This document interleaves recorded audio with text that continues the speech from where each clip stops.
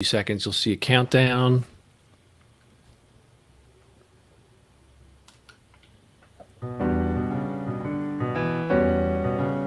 And up to 914 Wired. We are a talk show that talks about the issues, gets opinions, gets the truth, gets the facts. I am Ardina Seward, along with Charles Stern. Hello, Ardina. Hey, Pete and Charlie. Hi, Ardina. You were breaking up a little bit there. Okay, well, I'll start all over again. We are 914 Wired, a podcast that deals with the issues. We try and bring you interesting topics every week. I'm Ardina Seward along with Charles Stern and Peter Moses, and today our guest is Martin Dolan, who has thrown his hat in the ring to challenge Jamaal Bowman. I'm kind of scratching my chin here, Marty, because when you talk about a time to jump in the ring, this is a very auspicious time. Or inauspicious time, depending how you look at it. You're coming in with, I might say, very little political experience. You're coming in in a politically charged atmosphere, both nationally and internationally. What's up with that, for lack of a better? Why don't you tell me the good news? Well, it's very courageous. What I'm saying is I'm not being facetious, but it's very courageous, and it's a big challenge right now. And what has motivated you to engage in public service? I think it's time. I think the country has had enough of extremism, both from the left and the right. I think they've had enough of the current leadership. And I think it's up to everybody from all walks of life to get involved. Well, when you say, I'm sorry, go ahead, finish. I said it just happens to be a good time for me because I was at a break in my career, and I was a break with all the other stuff in my life that I was doing. And I've had enough. It's time to get involved and try to make things better. Well, I'm sorry, Ardina, go ahead. Okay, I'll be quick. But it looks like the ante has been upped at this point, because right now you've got a war in the Middle East. You have crime, which is raging in communities in Westchester that never had crime before. And you've got an influx of migrants into Westchester County. So, I mean, this is like the triple whammy. And for somebody who doesn't have a lot of political experience, you're going to be handed a big plate if you should win, particularly going up against Jamaal Bowman.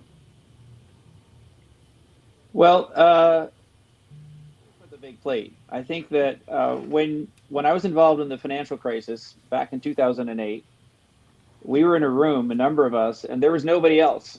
We were it. And I've been in those situations before. And I think if you don't look for the difficult issues, then you're right. You don't belong in the game. So it's really more a question for me of whether I thought the right people were in the room or not. And I don't think the right people are in the room. I think there's a lot of talented people out there who should get involved. I'm hoping that I get involved, and it sets a good example for others. But Marty, I need a little bit more. Like, who is Marty Dolan? I read the article in the Hudson Chronicle. Is that the name of that newspaper? Independent. Hudson Independent newspaper. Didn't say a whole lot. Are you a Democrat? Are you a Republican? What's the background? Also said he hasn't released his plank.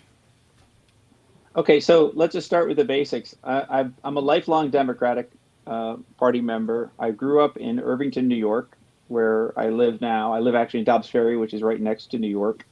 My dad was an immigrant, so he came to America from Argentina, and he set up on Main Street in Irvington. We were 9 people in 2 bedrooms, and then also he had his office downstairs, and also because his clients were generally speaking from the Spanish or immigrant community, he put his own X-ray machine in the basement. So he was a physician. He was a physician. He was a family doctor. That's Mm-hmm. right, and he was very well known in Irvington, and he took care of everybody in the village. And when I was growing up, then you had New York City turn up almost bankrupt. This was the 1970s. And my dad's comment, he was coming from Argentina. He said, "I don't understand this." He's like, "In Argentina, we go bankrupt. This is the United States. How could this possibly happen?" And so I got the bug, and I studied why it happened. The repercussions of that are still active in the body politic today. And I went off to Harvard Business School. I studied corporate finance, and I've been solving very complex problems all over the world for the last 30 years. It sounds like, I'm sorry, Charlie. There was a list of places where you've worked. Right. They're investment banks. And the investment bankers I know a lot about risk. They know how to organize risk and how to mitigate risk and how to benefit from risk. There's a lot of risk associated with running for Congress. The incumbency rate is like 92%. It's very, very high. You're running against Jamaal Bowman, who is a second-term incumbent. So why take on that risk? We'll come back to Bowman in a moment, because everybody's an incumbent until they lose. It's been the case with Bowman wasn't an incumbent when he won, and neither was Elliot Engel when he started.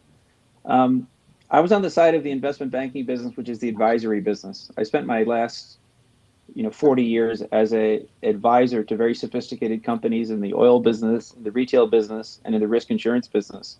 So what you say about the trading side of investment banking is true, but I wasn't a trader. I was an advisor to the most sophisticated companies in the world, trying to help them untangle their problems, and in particular to what I call the world safety net.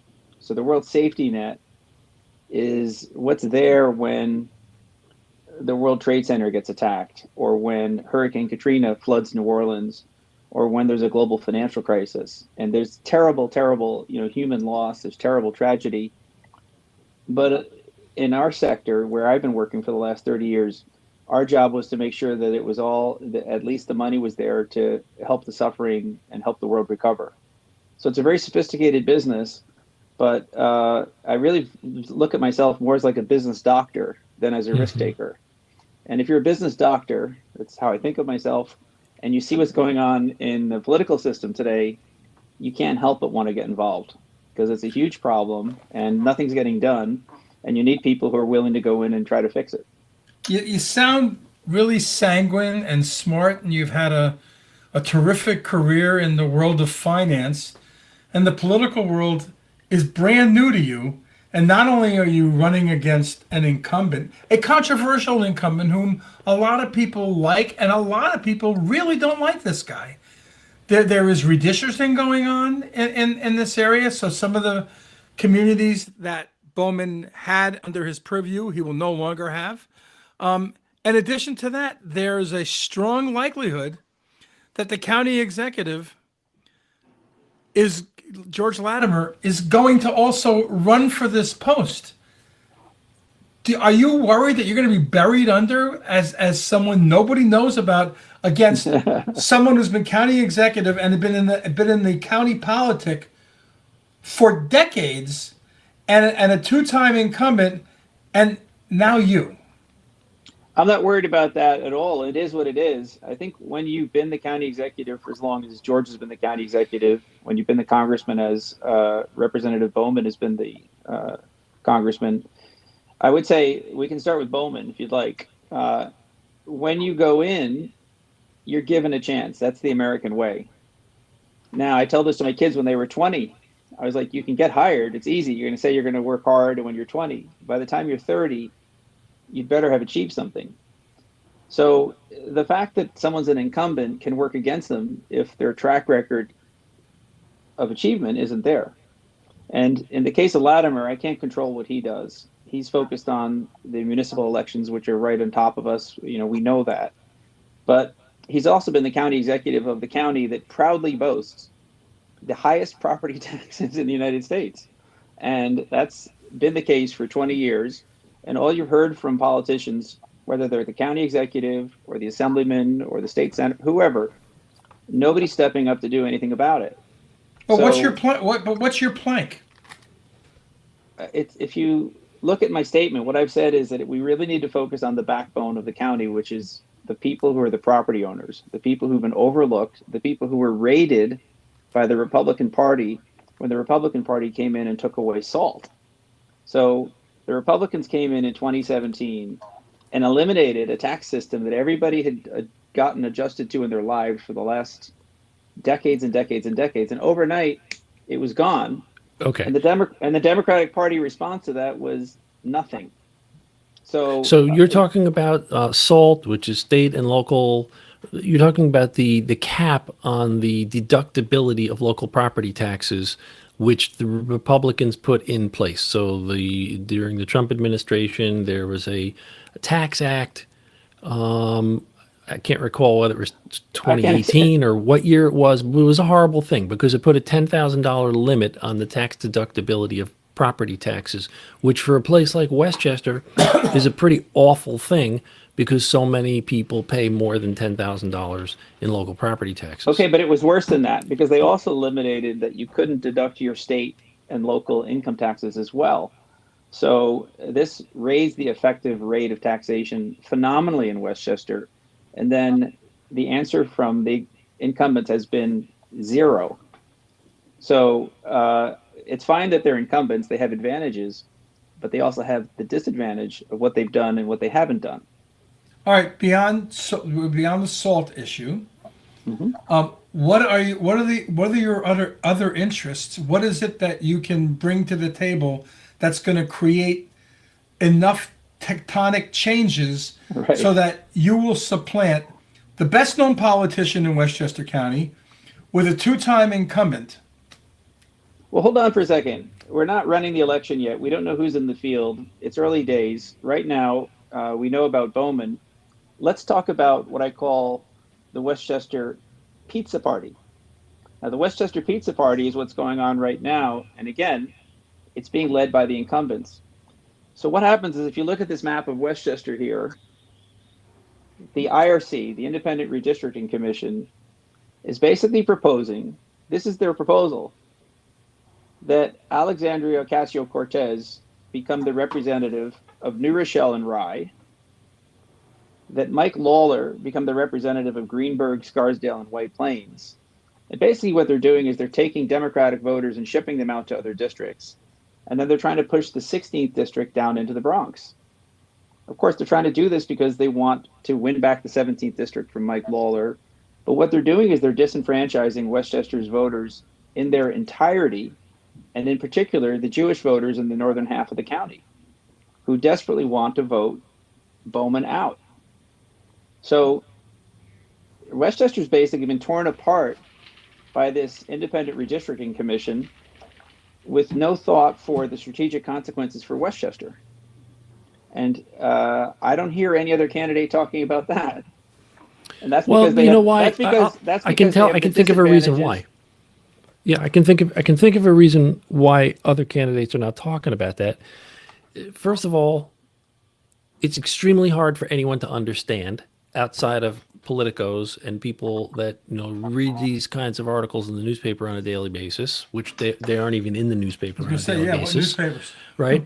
And secondly, if you're running for Congress, you got to be able to win regardless of what that district looks like. And I think you're against a couple of people that have proven they can win, and have a long history. I mean, I don't know. Is your position Let's come position for back. the world that you should vote for me because I want a better districting resolution? Because you don't actually control that directly either. Those lines are drawn by a state legislature. They're actually approved by the state legislature, and they're proposed by the so-called Independent Redistricting Commission. And if I'm going to just be here, so look, this is what is being proposed. We can't see it. No. Bring it in a little. Okay. Actually, I think we can, Peter. It's not on Okay. our monitor. Okay. Go ahead. We can see Okay. that. We can see that. So this is what the people in charge of your county are proposing, the future of Westchester, which is that you have the New Rochelle and Rye connected to Great Neck and District 3. New York. Right. Where New it York says City. right. No. Where it says 3, those No. are Sound Shore communities. Yes. District 14. District 14. So basically what they're saying is that the New Rochelle Okay. voters would come down into the AOC district. And then the 16th district would look, this 14. little area here, the 16th district here is basically the Bronx River Parkway going all the way up to the top of Putnam County. So I don't think it's hard to run against people who think that this is a good idea. I think this is like you'd have to be, incompetent to suggest that. And here is what it looks like now. It makes more sense Which geographically. makes more sense because 16 basically is cut off at the Bronx border and then goes straight up the Long Island Sound, straight up the Hudson River, and captures the rest of Right. northern So Westchester. this, right. And you then have what's called in the political terms, you have something called an orphan county. So Westchester, the proposal, and this is coming from Ken Jenkins, who's the head of the IRC. The plan A, which we're not sure it's going to go through because let's have the district line set like 1 week before the election. But the plan is to divide Westchester into 3 districts and to have Westchester be an orphan county with congressmen from New York, Lower Westchester, or the Bronx, depends on how you think Bowman is from, and from Rockland. So I think I'm already a good candidate for bringing that to the attention of your viewers. So, And I'm not I don't even know. I'm not even in office, and I'm a good candidate. Well, you're certainly you're a good social studies teacher. I'll grant you that much. But do you think you can can you put that proposed map back on the screen? That was great. It's, by the way, this is on the New York State Independent Redistricting Commission website as Okay. Plan A. Now, the state Supreme Court still has to rule on it, and then the legislature, but Right. this is their idea. This is their proposal for Okay. Westchester. So 14 is Andrea Ocasio-Cortez, and the Yes. area of 14 north of that Bronx border is currently in 16. So AOC would become, again, say which communities would move into 14?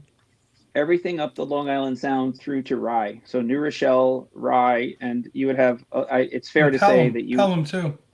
correct, and it's fair to say that you would have a high preponderance of Jewish voters who are disenfranchised because effectively the Jewish voters in the northern part of Westchester would have AOC and Bowman as their representatives. Wait, hold on a second. New Rochelle has Jews. Rye has almost no Jews. So it's a Uden Rhine area, has been for many decades. Portchester, where I'm from originally, has even fewer Jews than Rye. So and you're talking about northern Westchester. That's not low. That's lower Westchester. That's not Okay, northern Westchester. hold on. Yes, this is lower Westchester, but when you look at 16, they're basically taking out White Plains and Scarsdale and Greenburgh. Those are areas with a Jewish population. Sorry, Ardina, go ahead. Yes. Go ahead, Ardina. It almost sounds like a reshuffling of the ethnic of the demographics. They're Yeah. doing basically trading 40, let's call it 40 to 50,000 Jewish voters for 40 to 50,000 Hispanic voters and Black voters. That's what that's the proposal. But hold up, but the thing is that when before redistricting, Elliot Engel had that district, and it was predominantly Black and Hispanic, and now it is predominantly Black and Hispanic. The district is roughly, your district, District 16, is roughly 77% Black and Hispanic. No, it's not. District 16, as it's laid out today, is basically lower Westchester. That's District 16 today. And that's from the Bronx border up to, it's 287 plus a little bit. And then you put in Wakefield, which is a part of the Bronx. So this is the district today. Which is a heavy, Wakefield is a predominantly Black area. Hold on. Wakefield there are 180,000 Democratic voters in this district, and I think it'd be fair to describe Mount Vernon and Wakefield as heavily Black and Hispanic. I would actually call Wakefield Caribbean, not Black. Yeah. And then you look at New Rochelle, Yonkers, White Plains, Scarsdale, Greenburgh. It's a miracle to me that I don't think Bowman has a good chance to win in this district, period. It's not a majority Hispanic or minority district. It's a majority white property owner district. So you're saying Bowman's chances decline with the proposal?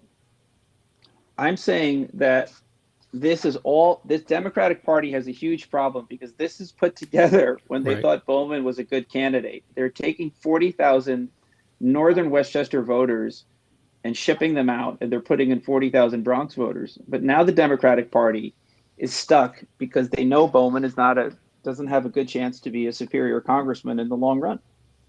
In that new district or in the current district? He is, period. He has done nothing to show evidence that he can be a superior congressman in the long run. And by a superior congressman, what I mean is, can he run a major committee?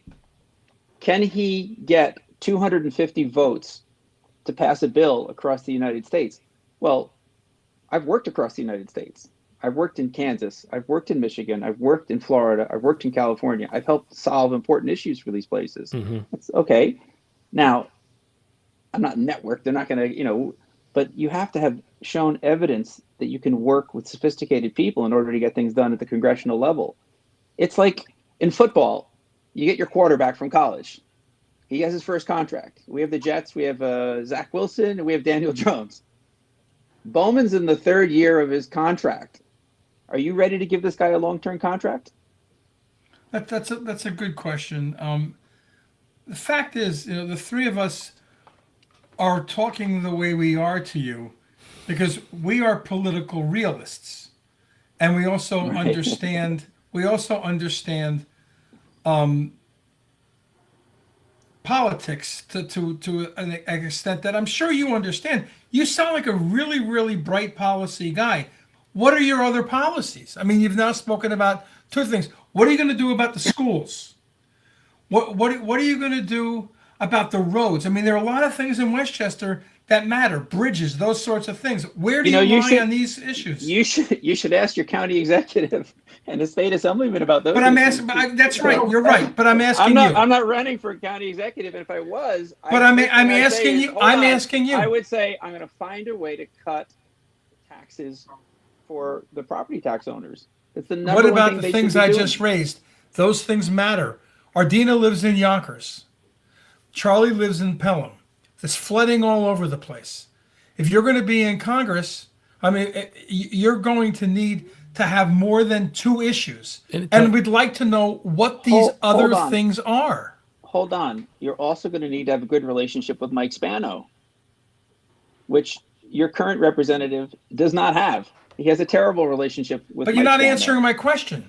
Well, I mean, it's one thing to have a relationship with Mike Spano, but when you look at a lot of the, when you look at the politics of the moment, there's some things that Spano cannot manage. For example, I mean, here's the illustration. A week before 100 migrants were dropped off at the Ramada Inn, nobody told Spano they were going to be there. He got a phone call the day before they came, and he was, as in the vernacular, he was gobsmacked. So Spano's answer was, well, what am I supposed to do? Now I have a bunch of families that are going to need special care. The kids are going to go into an already overburdened Yonkers school system. So what am I supposed to do with this? What did his congressional representative do about that? Well, again, Jamaal Bowman is part of the progressive movement, which is in favor of open borders. But right, I'm not in favor of open borders, so let's go there. But then again, okay, so you're not in favor of open borders, but at the same time, there are a lot of politicians who are not in favor of open borders. And these are Democratic politicians who have been begging. You see the headlines every day where people are begging, Adams in particular, begging Biden to do something, help the cities. We can't handle this influx, and nothing has been done. Ardina, so then are you in favor of a path to citizenship? Are you in favor of a path to citizenship for the DACA kids? They keep saying that there is a path to citizenship. No, he's talking about to Marty. To Marty, go ahead. I thought it was good that you guys were interviewing Ardina. I thought that was. I'm sorry. Go ahead. I think the whole thing is a mess, and it reflects badly on the Democratic Party. I think. Again, as I said, my dad was an immigrant. I think this is a country founded on immigrants. That's fine. That's like saying motherhood and apple pie.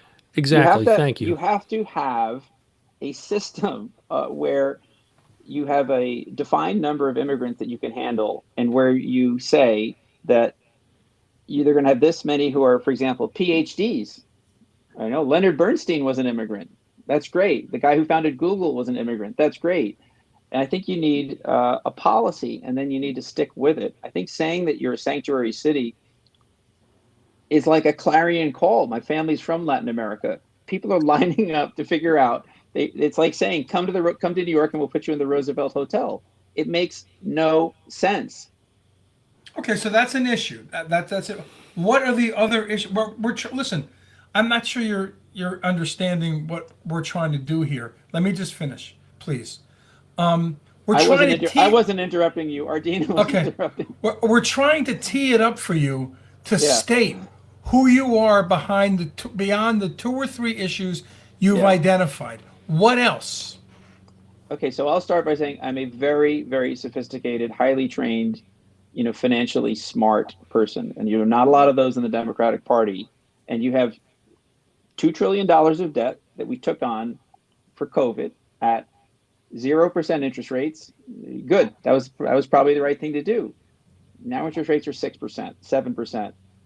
This is a different ball game that we're going into. The next 5 years are going to be a different story. You're not in a free lunch situation anymore. I don't think Congressman Bowman, I don't think George Latimer, I don't think there are many people in the Democratic Party who have my experience in finance who can help tackle those issues. So that's number one. Number two, And what does as that it mean? really Does that mean a financial restructuring of the national debt? I need a little bit more. I need a little bit more, Marty. Some meat on the Because bones. there's a lot of smart Hold on, people. There's hold on, plenty of hold people on. with Harvard MBAs, and there's plenty of people out there with experience working on Wall Street, investment advisors, in politics. I'm sure of it. And I think it's admirable and useful that you can get along and speak that language. What are you going to do? I'd like to see those guys run for Congress in the 16th, 17th, or 14th. If they had the guts to do it, we'd be better off. But I think you have to look at again. Second thing, I've had much more international experience than most people who run for Congress. And if you look at the way most countries run their federal tax systems, because we have to talk about this at a federal level. It's nice to talk about the state issues and the city issues, but at the federal level, we're still taxing income and we're not taxing consumption. So this isn't too sexy, but it's super important because basically the more income that you can give people to keep and put in their pockets, the lower you can make the income taxes, and the more that you can tax consumption, the better. Now, this has been a long time since a Democrat talked like this, probably more of a Republican issue, but it's I a can't smart way believe I'm to, hearing it. So you're saying the more you tax consumption, the better? if you have a choice between taxing income and taxing consumption, so don't think of it as one is better than the other. Think of it as Right. like if you had your chance. Yep. So you'd rather give people the income and then let them decide to save it or spend it, right? Right. So you're Okay. tilting, would you tilt toward what? A value added tax? Yeah, I think that's a good idea we should look at. I think when you're looking at a $2 trillion deficit, you have to look at other ways to finance things instead of taxing income, because if you tax income, people are really stuck. Now, again, what's the benefit of having lived internationally? You know what they do in England? They don't tax sales on certain things. Like, for example, if you're buying baby formula or if you're buying baby clothes, well, that's not taxed. Mhm. But if you're buying your 13th pair of yoga pants, well, you can contribute to the national deficit, but your income taxes are lower. Ardina. But I was bad at math, so forgive me.